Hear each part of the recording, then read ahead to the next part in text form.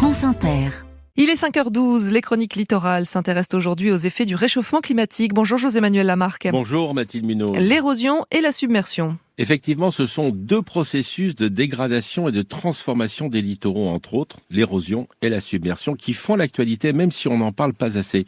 C'est pourquoi Yannick Moreau, le président de l'Association des élus des littoraux et maire des Sables-d'Olonne, est avec nous ce matin. Yannick Moreau, érosion, submersion, je le répète, c'est l'actualité. Où en est-on ? Eh bien, tous les littoraux français, dans l'Hexagone, en Corse, en Outre-mer, sont soumis à ces phénomènes. Parfois même, d'ailleurs, sur une commune, il y a une partie du littoral communal, parce que c'est le cas aux Sables-d'Olonne, où il y a un risque d'érosion, où il y a des risques pour les habitants, et puis d'autres où c'est la submersion et pas d'érosion. Alors, Yannick Moreau, la question c'est que les prévisions étaient à 2100, maintenant elles sont à 2050. 2050, c'est dans 26 ans. C'est aujourd'hui, en fait.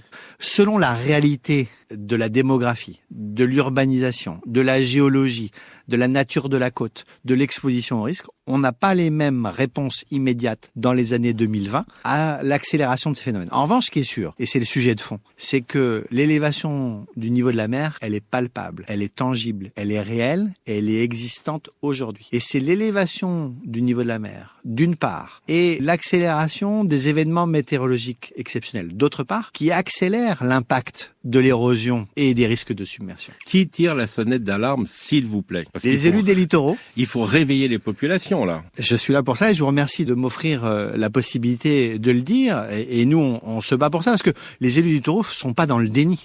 Ils sont en première ligne du changement climatique, de l'élévation du niveau de la mer, de l'érosion et de la submersion. Et simplement, il faut que la culture du risque et la culture de cette évolution-là soit partagée par le plus grand nombre de nos concitoyens, ce qui n'est pas le cas aujourd'hui. Est-ce que les populations des littoraux sont conscientes de cela ? Elles le deviennent chaque année davantage parce que les risques que nous citons, que nous exposons, que nous présentons, ils sont désormais inscrits dans les documents d'urbanisme des communes littorales et ils sont inscrits par exemple sur les offres d'achat des maisons. C'est une nouveauté de la loi climat et résilience. Lorsque vous achetez un appartement ou une maison dans une commune littorale, vous êtes informé, non pas au moment de la signature chez le notaire quand tout est déjà ficelé, mais vous êtes informé dès l'agent immobilier, attention, vous êtes dans un secteur où potentiellement il y a un risque de submersion et donc vous prenez vos risques. Il y a un sujet de culture du risque et de partage de l'information et de la connaissance avec l'ensemble de la population.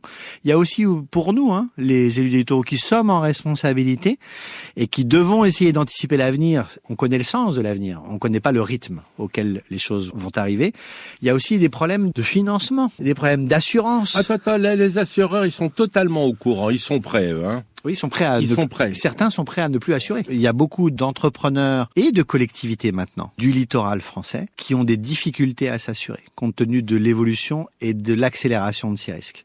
Et puis, il y a des problèmes de financement majeurs. Mais qui paye ? C'est ça le signal d'alarme. Qui paye ? Qui paye ? Est-ce que c'est les habitants des littoraux qui sont les seuls responsables du changement climatique, de l'élévation du niveau de la mer et de l'exposition au risque d'érosion et de submersion ? Non. Et donc, nous, les élus des littoraux, on demande à ce qu'il y ait un mécanisme de solidarité nationale qui fasse que l'État accompagne les communes et les élus littoraux et les budgets des communes pour préparer, anticiper, adapter le littoral à l'exposition de ces risques, déplacer lorsqu'il faut déplacer, renforcer les protections, les digues et les remblais lorsqu'il faut les renforcer, faire du cas par cas dans un cadre général de solidarité nationale. C'est un vrai plan de sauvetage, Yannick Moreau. Nous sommes le 19 février 2024. Je vous propose qu'on se retrouve en avril. On fait un point.